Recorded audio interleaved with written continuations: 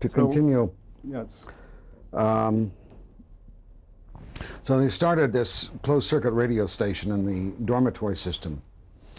And I asked my roommate from Newark, named Jerry Steiner, whether he thought I should try out for a production of Richard the Third that they were going to do on the radio. And he looked at me, all 5 feet 4 inches of him, and said, well, I don't know. I don't know if you can read. Let me hear you read. Well, he and my other roommate had given me, almost as a joke, a beautiful volume of the Song of Songs, which is Solomon's, by the Valenti Press.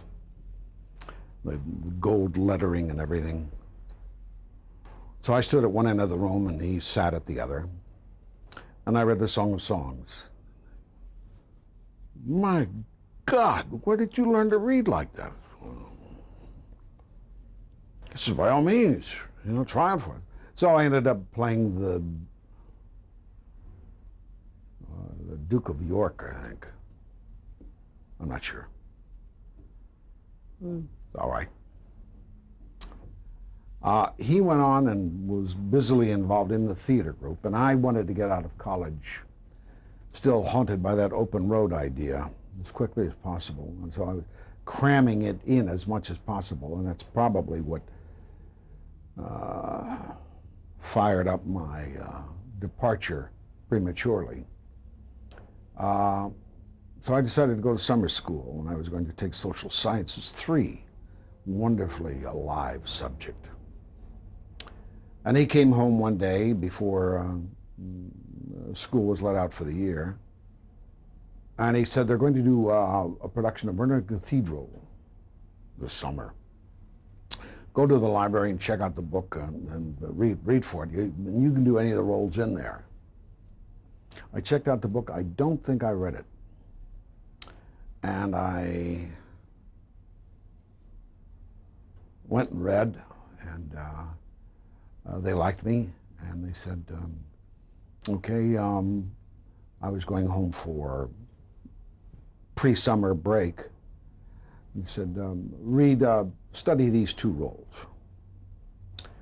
And then they contacted me again and said, look at these other 2 roles too. They were doing double casting. And then finally they said, also look over the role of Thomas, the lead. And I said, wait a minute. You decide what you want me to do, but I'm not going to do all this looking over. So they said, all right, well, just look at Thomas and the 4th Tempter. So I did that. I came back, and they were going to have a different Thomas each night. And 2 of their 3 Thomases had dropped out. So the 3rd one was coming back, but he was going to be late. So they said, all right, well, prepare your work on Thomas, and we'll decide who does it 2 nights and 1 night. And on the alternate night, you would do the 4th Tempter. So I rehearsed and I did it. I fell in love with one of the Corines, and ended up, to everybody's delight, being chosen to do it twice, 2 nights. And on the Saturday night when I was playing the 4th Tempter, the other Thomas, who was quite an intellectual, a student of the humanities, but he, on the raised platform that we were on while I was tempting him as the 4th, he blanked out. And not knowing theater decorum, I openly was whispering in full view of the audience, the lines to him. I'm sure it rattled him even more, but we got through it. And I was bitten by the bug, and I was bitten by the woman, and theater Not was... literally. Well, How 3, 4, 1, 2, 3, 4. You were bitten by the stage bug. What did it feel like appearing before an audience, a live audience? Were you nervous? I suppose I was nervous, but particularly the third night, the last night, when Thomas prays to God as to letting him choose the right course, I went through a catharsis that I'd never experienced before, and so thrilled to it, and gave a good show that I couldn't resist the call to repeat it for the rest of my life. Was television at all in the picture at that point? No, this was late 40s. Not where I was, 1948. You weren't aware of it even? No, I really wasn't. I suppose I heard of it, but not until I came back from the Army, and I think the Kefauver hearings were on. This was in the 50s by now. Yeah. But before that, how did you follow up after you left the University of Chicago? Well, I dropped out. I was not doing well, so the money was withdrawn. I had done a couple of more performances, the last one of which was Crayon in Oedipus Rex. And David Green, we had used his translation. He was on the Committee of Social Thought at the university at the time. And he had taken quite a shine to me. And I thought of him as my patron. As my decision to return to Kansas City and work at something, anything, till I got enough money to leave again and hit the road like I had always intended to. And somehow meet up with my beloved elsewhere. Being not Jewish, she certainly was a verboten. So I came home and I laid around like a slug for a few months, then tried a few jobs, which selling encyclopedias, which was a nauseating job. Must have been a nightmare. Yeah. And selling encyclopedias and selling shoes in a very high fancy parlor where no customers came in. And you were trying to find yourself. yeah.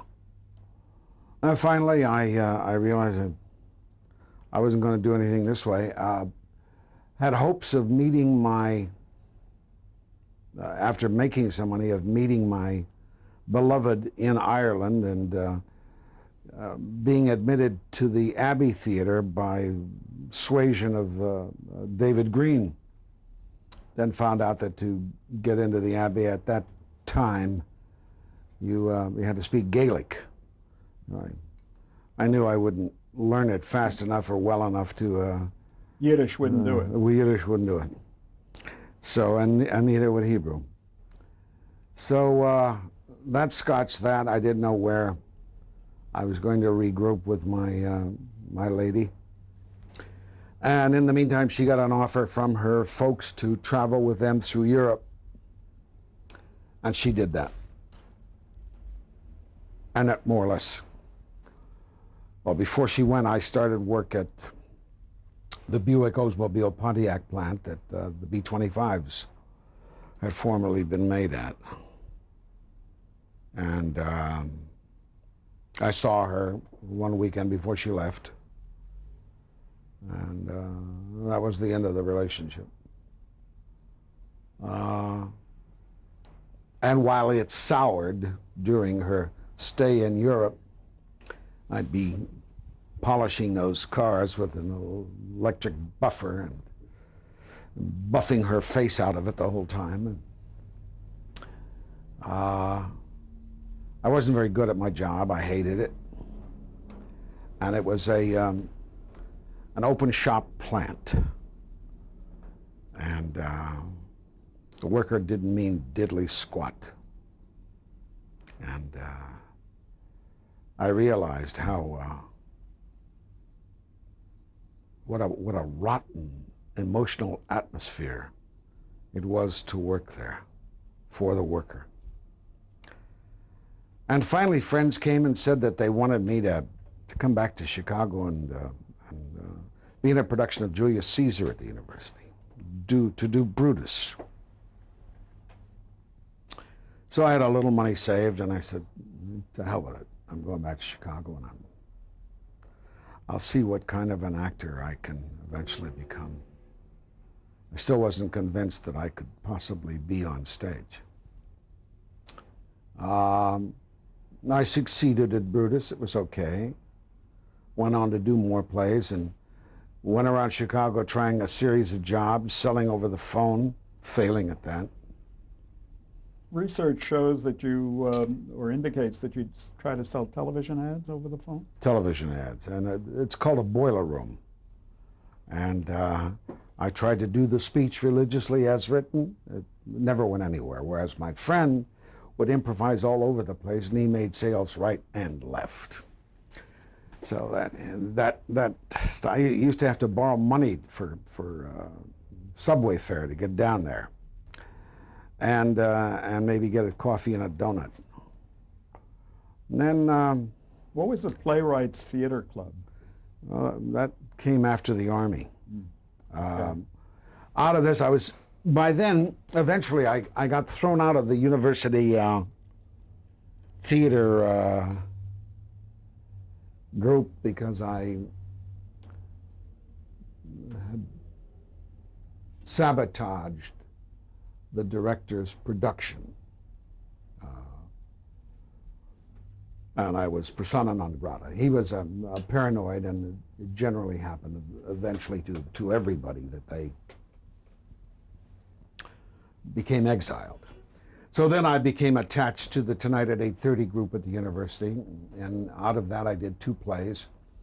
And the first one was Purgatory by William Butler Yeats, which was a curtain raiser for Androcles and the Lion. And Mike Nichols directed that. Really? And Alex Hassel, no, I'm sorry, that was the second one. The first one was Man of Destiny. Omar Shapley directed that, and that had in it Alex Hasselhoff, who became one of the Limelighters, and a very good banjoist and singer. And the second one was Purgatory, with Mike Nichols directing. And then in the meantime, I was failing at other jobs. I drove a cab for a while. And delivered for American Express, I think. And finally, I had said I'd never go. Went to work in Gary at the steel mills there. And the pay was lousy, but it was steady pay, which is more than I would make as failing to hustle as a cab driver. And I spent a number of weeks or months doing that. And I'd vowed never to go back to an auto plant in my life again. And then I saw friends of mine starting to work at the auto plants, and I heard about the money they were making. And I said, God damn. So I went and I talked to the guy there, and I applied. And he said they could use me. and I became a medal finisher. And I was pretty good at that. What does a metal finisher do? He grinds out the gouges and burns from the welding and the fitting together of the various pieces. You're assigned certain sections. It was in '49, the year of the Ford Victoria's birth. And I did an adequate job. The black workers wanted me to run for the union. And it was a union shop, too. And I saw the difference, the vast difference between the way one was treated there and the way I had been treated in Kansas City. Was this the United Auto Workers at that point? Yeah, and that became burned into my brain. But I told the black workers, who were really neat guys, that I don't plan to stay here. This is not going to be my life, and you deserve something better than me, who wouldn't remain here. So I didn't pursue the union, and eventually it looked like the Army was starting to get to me. And my brother asked me to come relieve him in the business with my father while he took a long vacation. I did that, got drafted in July of '51. The Korean War was going on. Korean War was going on. Was sent to Camp Gordon, Georgia for 8 weeks of basic. Then sent to Fort Monmouth. And in New Jersey. In New Jersey. Drifted there, took elementary electronics and did very well in that. And then everybody was being chosen for either microwave, fixed station radio, or radar. And these were all long-term courses. And I was not being chosen for anything. I began to get resentful, paranoid even. And finally, after drifting for a number of weeks, they finally chose me to go into radar. And my work had become so depressed that when you graduate in terms of, I was in preliminary field radio repair. You're supposed to assemble a radio kit at that point.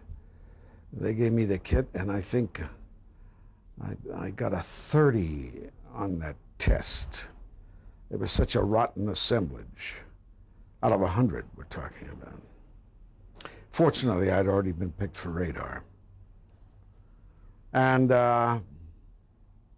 went on and finally was graduated and sent to Europe. To France, wasn't it? To France. And like most trainees, did not work at my MOS. And my service to my country occurred because this is a small 180-man post at Saumur, France. Which is near where? Poitiers. Saumur is the old French cavalry school city, about 40,000 at that time. And we had a small post there because they were seeing how good the limestone caves of the region, this is the Val de Loire, the wine region, and they were trying to see how good the limestone caves there were for storage, jet fuel, stuff like that, signal supplies. And the place was crawling with rank and stripes. And word came that the various posts in France were starting up basketball teams. So our good captain, his name was Captain Zutt, started this basketball team. And I went out for it because I like to play. I knew I wouldn't be a player. And he put a big, tall, lanky hillbilly in charge who didn't know diddly squat. And I went in with my buddy, who's a French speaker. And I said, he's handling the team all wrong. I mean, the requests were beginning to come in from French towns and villages to play us. And I said, he's handling it all wrong. He says, well, you want to take over the team? I said, well, yeah. And so he said, all right, as long as Joe can be assigned as my interpreter. So I said, okay. And we began playing French teams, and out of it we got about 8 good players, really nice players. They were a cross-section of our country. A Mormon kid from Utah, a kid from Indiana, a kid from Chicago, a kid from Brooklyn. He was a cutie. And we began playing the French. The first team we played was Angers. And we were so out of shape that all the French would do is keep a man under their basket, and as soon as they got the ball, they'd fling the ball down to their guy under the basket and he'd score. We couldn't understand it because people don't do that. You don't waste a man like that, but they beat the hell out of us. When we came out from the dressing room after that first game, and to our clothing, our jackets had stickers stuck on them. Our bus had stickers stuck on it. Les Américains dans l'Amérique, vive la paix. Americans in America, long live the peace. So we knew we were in a working class section. But we continued to shape our team and to play and work out together. We did it all on weekends on our own time.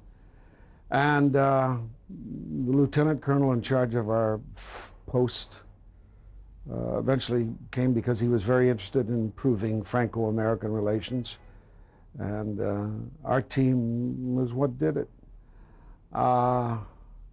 They played on after I was mustered out. They played the French national team in Belgium, and with a cheating referee, lost by 1 point. And they came in second, I believe, in service teams in Europe. The small, stinking little post. Well, you were mustered out, and you got out of the Army in, what, 53? Yeah.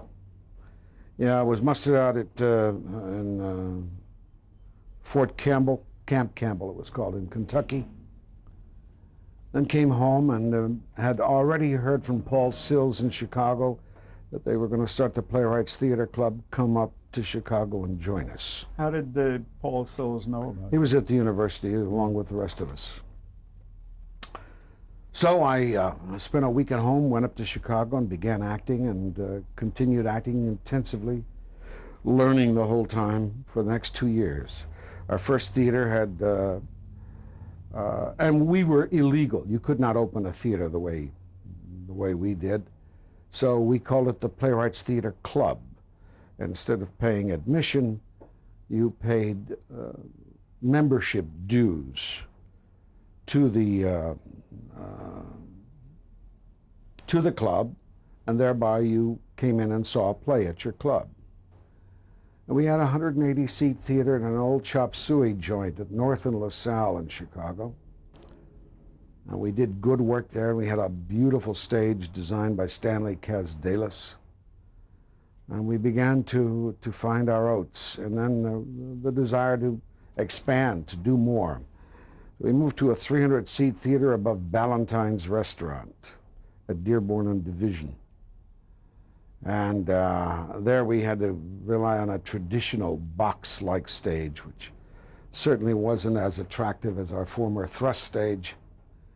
But we did good work. We did a summer of Shakespeare that first summer. You were learning your craft then? Oh, yeah, intensively. Our biggest hits at Playwrights, I was fortunate enough to be prominent in, and the first was The Seagull. 2 of the papers in Chicago liked us, the Post and the Daily News. Sidney Harris and No, can't remember his name. Herman Kogan. Roger Detmer of the Chicago American and Claudia Cassidy disapproved of our politics, whatever they were, and refused to come see us. They saw the first one or two and then blew us off. They were critics for what paper? The Tribune? The Tribune, the Chicago Tribune, and the Chicago American. So And, these were basically reactionary newspapers. right wing. Yeah. Prior to when I finished at Playwrights and was preparing to go to New York, I was in Goodbye My Fancy, the Canaan play with Lynn Barry, and Cassidy in her review, whatever it was, I can't remember what she said, but referred to it as the pink soap sudsy opera. So that's stretching it a bit. Tonight at 8:30? That was the group at Ida Noyes Hall at the university, which I had joined when I got kicked out of the normal theater group. So why did you leave the Playwrights? Playwrights was beginning to, oh, by the way, I said the two big hits were Seagull and The Tempest, in which I played Prospero. Barbara Harris. What the hell was Barbara Harris? She played Miranda. Right. And we should explain Barbara Harris went on to have Great fame. Fine stage career and movie career. Yeah. Elaine May played Helena in Our Midsummer Night's Dream. She was not teamed with Mike Nichols at that point in any way. No. Were you thinking that you were going to be a stage actor then, as your future? I didn't really want to be, but I knew that I was. You take what you get, and I. Well, you said you moved to New York, and I was wondering if that was the reason. No, that wasn't the reason. I wanted to conquer the stage there and to become more of a lion. Paul and David, his partner, were concentrating more, wanted to do more of a people's theater, an improv theater. You mean Paul Sills? Yeah. And it just seemed too much fun to me to stick with it.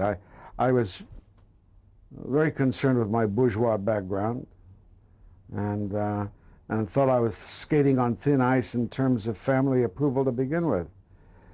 So I wanted to stay legit. I was afraid to really leave that partially respected atmosphere. Were you making a living? We got, I don't know, maybe $50 a week. And that was enough to live on? Yeah. My mom would slip me an occasional 5 or 10 in a letter complaining about why I didn't write. We're going to take you to New York, but we have to pause now for a change of tape.